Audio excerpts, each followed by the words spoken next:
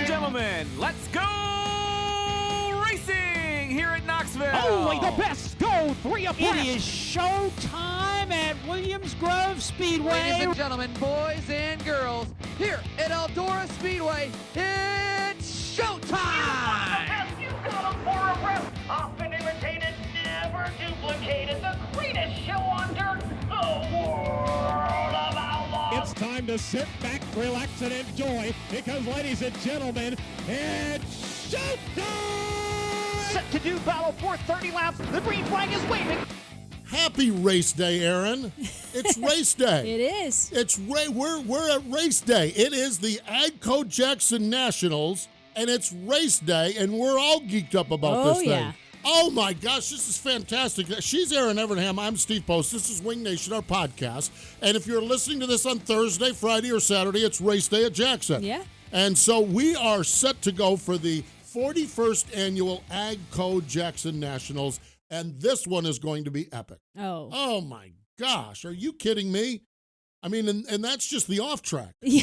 Then we get the racing. Yeah, and that newly configured track, not newly, it's Yeah. a year old. A year old. Yeah, but oh, that the racetrack racing races like, yeah. oh, my gosh, that track Yeah. race is so I mean, good. I know you're worried about the burger bar and all the other good well, stuff. all the or other stuff, exactly. pancakes But and yeah, well, we'll get to that too. So we'll do all of that. But it is great. It's race day, and we're going to have live shows each and every night. 5 o'clock in Jackson, right there on the Miller Lite stage. Yep. Minnesota Mafia bringing the show. And, of course, it'll be on wingnation.com and on Facebook at 6, I guess that's 6 Eastern time. Yeah. So there you have it. But follow along with us all week long from Jackson. Hey, today on the program, we're going to talk to Daryn Pittman. A lot has been made about track safety. Daryn has a critical key role in this whole process as the liaison between drivers, racetracks, World of Outlaws, and we just want to get his vision on what he does. The topic obviously came up last week at Atomic Speedway,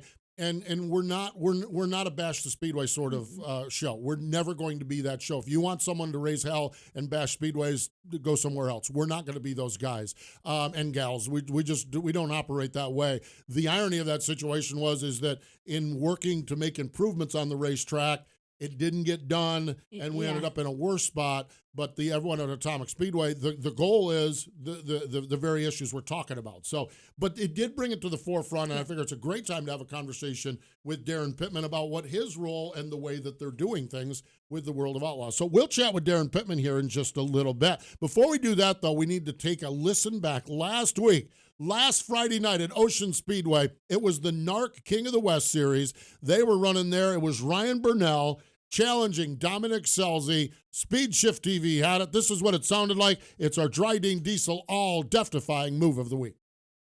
And now for the Drydene Death-Defying Move of the Week, where one driver simply amazes us with their on-track moves. High drama here at the Pombo Sargent Classic.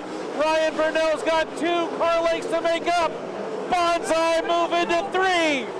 Burnell underneath Scelzi. Scelzi turns it back down underneath him.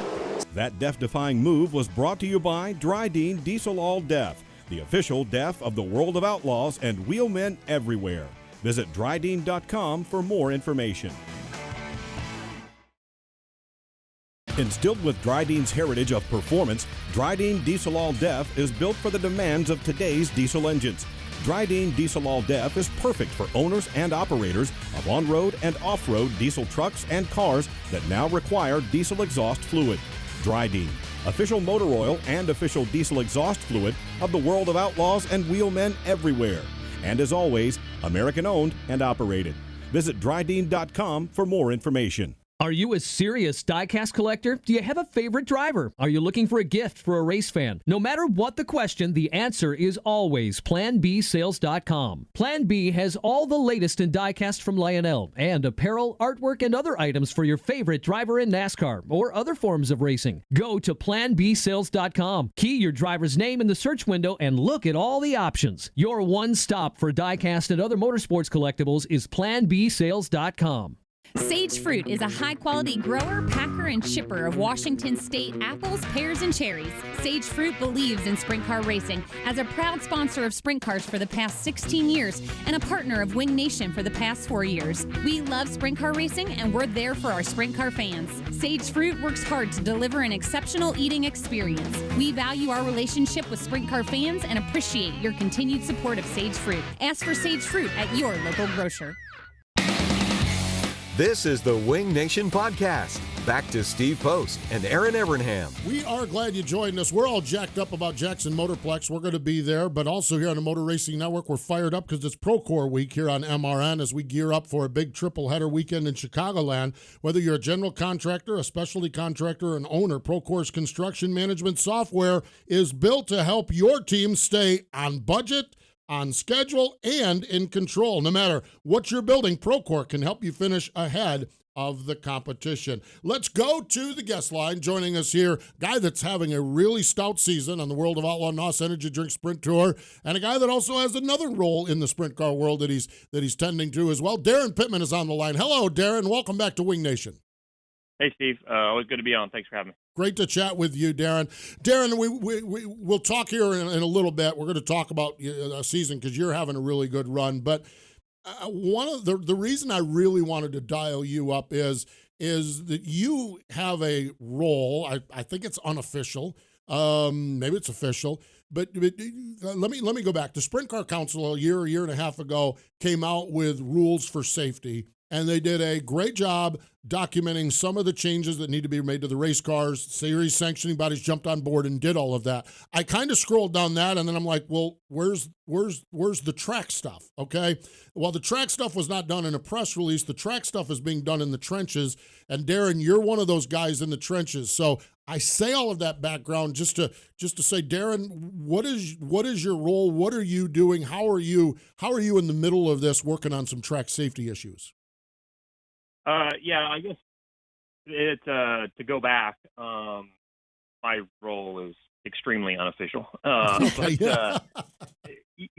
to kind of get everything caught up or so that people understand some things that are happening. After Jason's accident last year, basically all of our full-time outlaw guys got together and just, basically had a very small meeting just amongst us that said, enough's enough. Like, I think, and I'm as guilty as, if not more guilty than anybody, of just turning my backs on problems. And honestly, I stopped looking at racetracks and certain things because I didn't want to know. Like, I felt like this is just myself personally talking. I didn't want to look at safety concerns because nobody's going to listen to me. What am I going to do? How am I going to get it changed by myself? So my mentality was, I don't want to see it. I'm here to race. If it's my time, it's my time. Basically, everybody got together. A lot of us were all on the same page as far as we've all been doing this. And, enough's enough. I don't want to just keep turning my back on problems that have been at tracks for years and years. So basically, essentially, all we decided to do was that amongst ourselves as drivers, every night, every track we'd go to, it's our responsibility, each individual driver's responsibility to go around the racetrack and, just take a look and go and take a picture, take a note of something they don't like. And we're going to go to our series and go, hey, listen, these are some concerns that we have and things that we want to address before we come back the next time. Our intention was never to, close a place down or tell a place that we're not coming back, but just to express our concerns that these are some areas of a racetrack that the drivers are concerned about, and here's some options that we would like to see as far as how to fix them and make them safer for us. And in the middle of that meeting, somehow I got designated as the guy, rather than 12 or 15 drivers reporting to the series individually about their concerns. We have a group set up, chat that they send me their concerns, and then I take them and go to the Outlaws and go over the things that we would like to see change. So essentially, that's sort of how it came about. It was something that was unanimously attended. Every driver attended our meeting. Everybody was on board. We went down and sat down with the head people in charge of the Outlaws and explained to them what we were doing, and expressed our concerns, and that we fully expected their cooperation, that we were taking this very seriously. They took us very seriously and have done a great job in the meantime of listening and trying to address all of our issues. And a lot of them aren't going to get fixed in a year. Maybe they won't get fixed in 2 years, but we are, I feel like, making very good headway as far as, tackling some of the low-lying fruit or some of the major problems that can, maybe inexpensively be addressed with, intentions of, having some of these tracks obviously address some of, the more expensive ones, over time.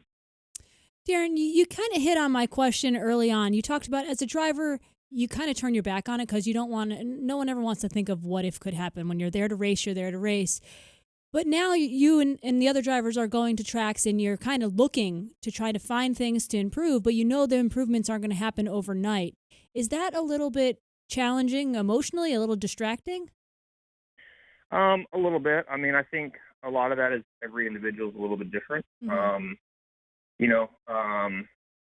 It definitely, I think over the last 12 months, we've all been, we all deal with these issues a little bit differently. But, at the end of the day, I have comfort knowing that I have more comfort in myself personally now, knowing that we're trying and we're doing everything we can. Are we ever going to make all these tracks completely safe? No way. Every track that we go to, and our plan was to only address the tracks that we go to from the day that we had that meeting going forward. It was not to sit down and look at a schedule and go back on tracks. It was strictly to wait till we go to a track, make a list, and ask the tracks for our series to address these problems with the track before we come back the next time. We felt like that was going to be the most effective way to have, just recently been there, seen a problem, and bring it up to the track right after that event and go, listen, we don't like this. We think this can be better. Can we please get this addressed? And so we didn't just go back and start, making stuff up off of memory. We've been trying to take photos and send. But at the end of the day, to answer your question, there's a lot of racetracks that are very, very safe. And honestly, you would look at it and go, there is nothing wrong with this place. But yet, I've had several meetings with Carlton. We try not to ever say, well, nothing can ever happen here or on this particular spot because, I don't see how it can happen, because it can. Every time something happens, it's always, wow, we didn't think that was a possibility. Mm-hmm. So we can never make these tracks completely safe, and that's not our goal. And honestly, we feel like this is it's going to be ongoing. Just because a track makes some changes this year doesn't mean they're going to they're done for the next year. I mean, we hope that it's just a continuing process that each track looks at their facility and goes, well, let's continue to improve and just hopefully eliminate some of these dangerous areas that have just been overlooked for, an extended period of time. So I just have more comfort knowing that we're all working towards the same goal and that we are being heard and that changes are happening. If something happens in the meantime, I feel like we're in a good era of at least nobody is at least just, staying quiet and turning their backs to these problems anymore. How would you overall, and I know each situation is different, each track is different, and it's such a challenge because to do some things, cost $500 and to do other things cost, $200,000, and you guys understand all of that. In general, across the board, and dealing through Carlton, and then, Carlton goes to the racetracks, or the World of Outlaws go to the racetracks. How has it opened up? Have you had instances where the dialogue has really opened up and you've gotten some really good positive feedback and positive adjustments and changes along the way? What are some things that kind of stand out to you? So that's really not a question for me. Yeah. And that when we went to the Outlaws and explained what we wanted to do as drivers to move forward. They heard us, but they took it as 100% on themselves. They didn't want us going, and this is where we said, listen, if you want us to go to the tracks, we will. And they said, they stopped us right there and said, no, this responsibility falls on us. We want you to bring us your issues. We will take it up with the tracks. The tracks basically work together with the series, not necessarily with us, and we work for the series, essentially. So how the dialogue has gone, I would be unfair to say. I'm sure they've had some good and probably not so good conversations. They don't report to me and tell me how things are going. All we know is when we show up, if things are done. And I can say that, it's really, from my opinion, from what I've seen, I think it's been very well received. And like I said, most of the changes that we've not once gone to a racetrack and said, this catch fence is completely dangerous. We need it replaced before we get back here next time. These are the $200,000, $500,000 changes that, would shut a facility down. That was never our goal. This opening is dangerous. Let's get water barrels, hay bales, whatever, several options in front of it. Let's close this gap up. Put a tire in front of this opening or a pole or something that, so a lot of these changes that we are requesting are, in our opinion, very inexpensive, if not free, if the track, has any connections, with local businesses that, honestly, a lot of the stuff is, is scrap that can be used as extreme, really, really good safety measures. So, all of that's been received really well, and I think, I think if honestly you go back from the beginning of this year, or really when this started, to all the tracks, I bet 80% of the tracks we've gone to, there's been some adjustments to every single one of them. They may not be obvious to the average fan or anybody who's not looking for it, but for us as drivers, I bet there's been some safety measures taken at least 80 to 90% of the tracks we go to, and I want to say the 10 to 20% that haven't, honestly, we may not have requested anything. So I think we're in a time, unfortunately, where this is a winnable argument with these tracks. They don't really have a leg to stand on, in my opinion, to fight us on some things that we're asking for. And now's our time to take advantage of that. And just make sure that we follow through and that the series follows through to continue to make these places safer. Wow, that's great progress. 80 to 90% of tracks making things, safer that's great news. Darren, when you go to a track, you mentioned openings and gates and whatnot. What are some of the first things you look for? What are some of the common issues that you see? Yeah, the biggest thing is just openings that don't have a wall, or, don't have a gate, and just basically having a blunt edge of a guardrail or some sort of a wall that's just unprotected. I think over time, track people have learned that the smaller we can make these openings, the better. Obviously, gives less of a room to hit that opening. But every track, we've got to have a gate, we've got to have an opening of some sort to get in and out of. We just got to do a better job of protecting them, And I think most places we've gone to, I don't know that we've been to a track this year that, basically has an opening that doesn't have some sort of barrels or something in front of it now. And that definitely wasn't the case over the last couple of years. So, even places that we're just coming to, say, for the first time since all this has happened, the Outlaws have done a really good job of trying to address these problems before we even say anything. I mean, there's been a handful of issues we get there, and somebody will point out, hey, we had them do this today, on this opening, and it's like, man, this is great. So we're going the right way. It's you want the openings as small as possible. You want any sort of inside opening, outside opening. You just want them covered because you just never know where contacts can be made. One hot topic obviously is concrete walls that don't have a fence on them. They're extremely dangerous for our cars to land on top of them. They're extremely sharp edges that on the concrete that are can cut through our tubing really easy, and that landing on is a problem. So we look at that and ways that, tracks can put stuff on top of them or, change. We're really just trying to do away with any sort of open jersey barrier concrete block, over time, if possible, because honestly, we as drivers, we feel like that's really one of the most dangerous and leaves us the most exposed as drivers. Mm-hmm. Darren, I think Erin and I just looked at each other and we've kind of asked all the questions that we have. And I want to talk to you a little bit about your season, but is there anything else that our listeners, race fans, kind of need to know as your message on this front? I just think they've got to know that us as drivers, we know we want this to happen tomorrow, but it's not going to. Yeah. And we're the ones that are the most at risk. And I think everybody's got to understand that this is not going to happen overnight. It's not going to happen this year. It's really complicated, more complicated than the average fan or even the more than average fan understands as far as how these improvements take place. Half the races that we probably run this year, as far as the Outlaws go, aren't promoted by the track themselves that owns it.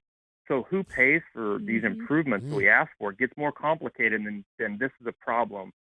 Fix it. We have so many promoters that come in and just lease a facility. So is that, part-time promoter going to pay for it? Is the track going to pay for it, who's actually not even making the money on their marquee events of the Outlaws? So there's a lot of working pieces in place that are more complicated, I think, than most people understand. But the sport, in my opinion, is headed in the right direction, and we are going. I can tell you that I feel like a majority of the places we have gone to this year are safer than they were last year. Our race cars, because of the changes that we made over the wintertime, are safer than they were last year. Does that make us completely safe and free from other accidents happening? Absolutely not. But we're going the right direction. Let's give it some time. Let's figure out the series, all the series, not just the Outlaws. I can only speak because that's who I deal with every day. I know Brett and Tony and everybody with the All-Stars and Steve Sinclair with IRA, and this countless goes on and on. They're all working hard to get their tracks and make changes. And it's not so much for when we are there. We want to see, we may go to a track once a year, and we want to see it safer for when we're there. But we want those safety measures to be there for everybody else that races there the rest of the season as well. So it's just going to take time. This is a long-term, when it comes to track, this is a very long-term process that hopefully continues. And if it goes at the rate it's going right now, it's only going to continue to get better. And so hopefully they can keep that in mind. And just because something happens is not the reason to throw up an alarm that nothing's happening across the country. We're in the same spot we were, because I can tell you from being in the middle of it, we're way better off, and we are not in the same position we were 12 months ago. Fantastic. Yes. That is such good news. That really, truly is. To shift gears here, other good news is that 83 car looks awful stout, Darren. I know it's tough to duplicate when you start like you did at Volusia, winning everything down there. You're never going to maintain that pace, but how good are things from the driver's seat of that Roth car right now? The last several races have been really good. So we started off great, like you touched on, and then just sort of maintained, we didn't maintain. We fell off, but we're still very consistent. And then the wheels fell off for about 3 weeks straight. And, it was a pretty frustrating time, but definitely feel like we found some things with our car that we realized we were doing wrong and hopefully have gotten addressed, and our results show for it right now. Like I said, the last 3 to 4 races, we've been right there in the hunt, qualifying better and racing, honestly, I think as good as we have all year. So we still got some work to do. I thought we were really good at Beaver Dam. The 49 was definitely a little bit better than us. So we'd like to close that gap a little bit more, but definitely happy with the direction that we're going right now, especially from where we were, about a month ago. There for a while, it was pretty tough sledding, and we'll keep working at it. And it's a good time to get going good, and hopefully we can get back in victory lane soon. Well, hopefully that's the case, and who knows, maybe to be this weekend. We're going to be with you guys at Jackson, and can't wait to watch you race in person. We love our dirt vision, but we prefer it in person and being there live when all the actions happen. Darren, thank you so much for taking the time and laying out what's going on behind the scenes here, and for your passion for it. Obviously, you've got a vested interest in it, but thanks for taking that unofficial role that you have, and we appreciate it. You appreciate that breaking down for us today. Thanks for joining us and sharing what's going on there on that side of the sport. No problem. Thanks, Steve. There we go. Daryn Pittman. I'll tell you, there's a lot to chew on there, but I feel a whole heck of a lot better than I did and I didn't feel bad 20 minutes ago or 30 minutes ago. Yeah. I thought we were making progress. I guess I didn't realize when he's talking about 80 to 90% of tracks are making changes and little steps here and little steps there. If someone would have asked me, give me a number, I'd have been probably in the 50% range. Yeah, no, that was great news. And some of the small changes you talked about that they're doing that we don't even realize, never mind fans or whatever. But and then to talk about how some big changes are going to take a lot of money and who pays for it, the promoter or is it the track? Yeah. I think those are all important because sometimes people on social media, whatever, can be easy to judge and say that shouldn't be like that. That's wrong. But yet, the racers are still willing to race, and it's a work in progress. I love where we're at. Daryn seems to be the right guy for the right unofficial job. And I think the idea of having one point person so you don't have a mob of 12 drivers storming into Carlton's office. That doesn't get anywhere. How many times have we seen that at racetracks where you call a meeting, you have a mob scene where it focuses into one point. Yeah. There's one point person not here. Made a big deal. One point person there. We're not shutting you down. We're here's what we'd like to see done. Yeah. And then you go back 6 months later or a year later and it's like, well, wait a minute. This is a little bit better. So I'm very encouraged. I've known and I've had conversations with Daryn and other drivers.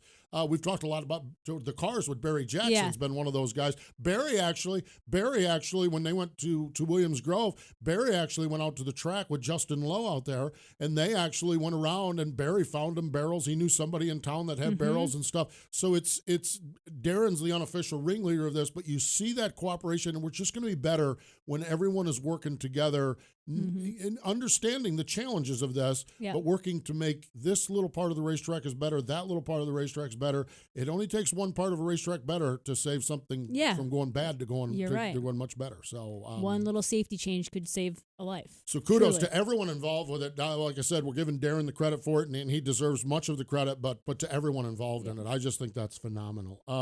What I also think is phenomenal, and we're going to talk a little bit more about Jackson here in a second, but I am also fired up. This Pennsylvania Speed Week has me just absolutely intrigued. Friday night, Williams Grove, Saturday, Lincoln. I love that Selinsgrove is on Sunday, the third race, not the final race. Yeah. Sometimes we get to Selinsgrove and it's like, oh, can this thing just be over?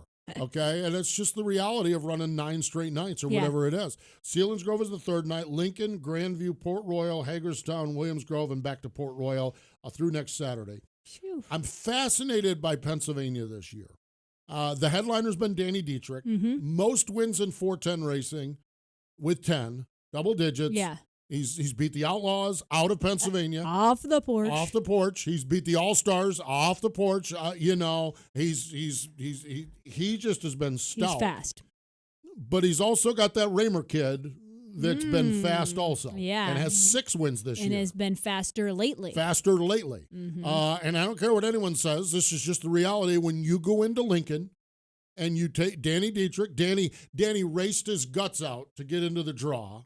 Okay, and when he drew number 1 out of the pill draw, everybody's eyes rolled their heads. The Dietrich fans are all beating on their chest. They're planning their trip to Victory Lane. Everyone else is like, oh, my God, we got to listen to this blowhard talk about winning along the way. And young Freddie Raymer said, wait a minute, and he took the win off of him. Danny's a great racer, but when you take one, Dietrich is so good, when you take one off from him at Lincoln, you're on your game too. Something's going well. And Freddie Raymer is on his games. This Macri kid, I mean, we talked to him a couple weeks ago. He picked up the win at Lincoln. This guy is on the podium every time they open the gates. Okay? He's always in the second or third spot, it seems like. I am telling you, you get rolling in Speed Weeks and he figures out the key to the top step, and he could run off some and wouldn't even shock anybody.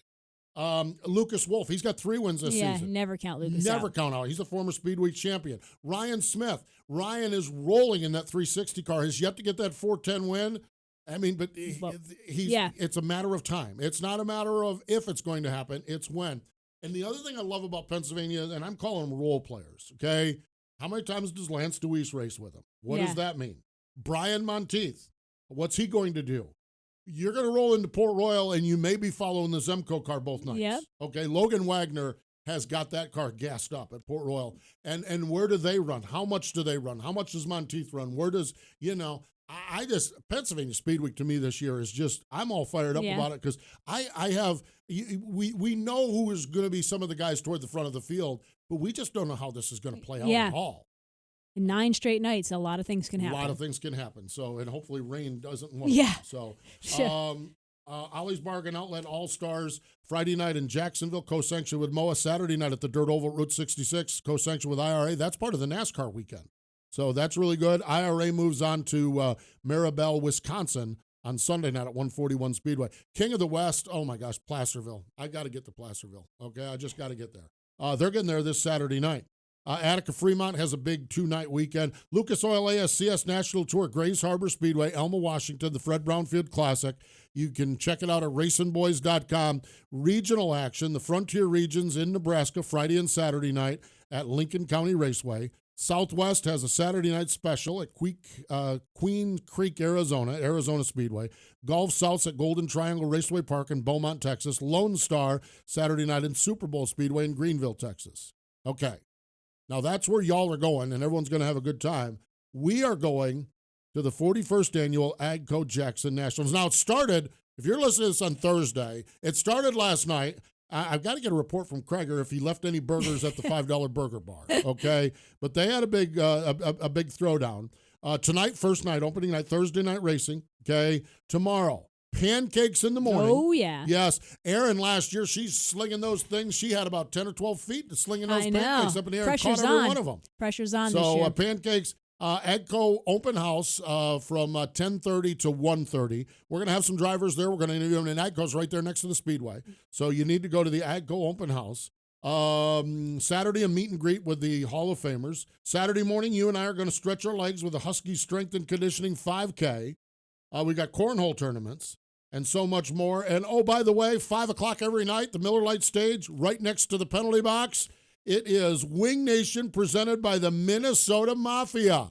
Yeah, all of our buds are going to be there. Oh, yeah. We're going to talk sprint car racing. And we're going to have a ball. It's the 41st Annual Agco Jackson Nationals. If you can't join us in Minnesota, join us here on wingnation.com or on our Facebook page each night at 6 Eastern Time. You can follow along with our live shows. I can't wait. Me This either. is going to be an awesome, awesome weekend. I love this weekend. Really, really neat. One of the other things I love about this weekend is the Saturday conversation we've had with Dale Blaney. It is on Wing Nation, presented by Sage Fruit on MAV TV. And you have got to hear Dale Blaney, 2019 Confident Ohio Speed Week champion. Just so great stuff. So good stuff. That's coming up on Saturday morning. Hey, thanks again to Daryn Pittman for joining us here on the program. More important, though, than all of that, thank you for joining us here today. This has been the Wing Nation Podcast. Find Wing Nation on wingnation.com, Facebook, YouTube, or your favorite podcast provider. The Wing Nation Podcast is a production of the Motor Racing Network. All rights reserved.